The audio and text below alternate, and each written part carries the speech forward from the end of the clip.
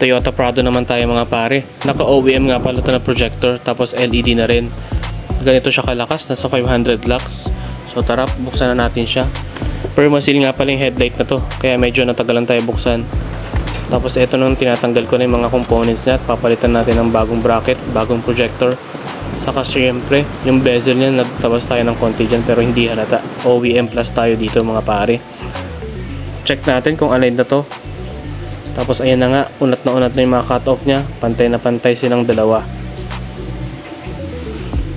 Ito nga pala itsura nung na-shave ko na. At nailagay ko na yung bagong sealant dito. So ito nga pala yung reusable na sealant natin. OEM type yan. Tapos ganito siya. Ang ganda niya tignan, parang OEM na OEM talaga. Yung channel nga pala hindi natin nasira yan. Kasi iningatan talaga natin at kinamitan ng Permaseal separator. May auto level function nga pala itong Prado, kaya pagka umandar yung sasakyan, meron siyang parang animation. May high beam function nga din pala itong projector na nilagay natin dito. Bukod dun sa halogen na high beam ng headlight. So pag passing light nga pala, ilaw ka agad yung ating projector headlight, wala nang warm up. So tara, sukatan natin gaano kalakas to. Umabot lang naman tayo ng 1200 lux. 2 times brighter mula sa ating LED projector na stock.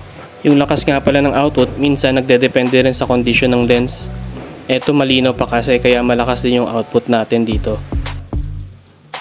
So kunwari masaya lang tayo kaya naglagay pa tayo dyan ng protection dyan sa steering wheel niya. Pero eto nga pala yung view niya mula sa loob ng sasakyan. Low beam tapos high beam, gumagana yan lahat. Pati yung kanyang auto level, wala tayong sinira dyan. Ang maganda nga pala dito sa projector na LED, kitang kita nyo na sharp yung kanyang cutoff na parang laser. Crispy kung tawagin nila. Tapos syempre test drive natin kung accurate nga ba yung ginawa nating alignment sa garage.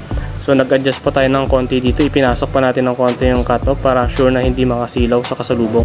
S3 projector LED nga pala yung ginamit natin dito. By Garage 58. Thank you.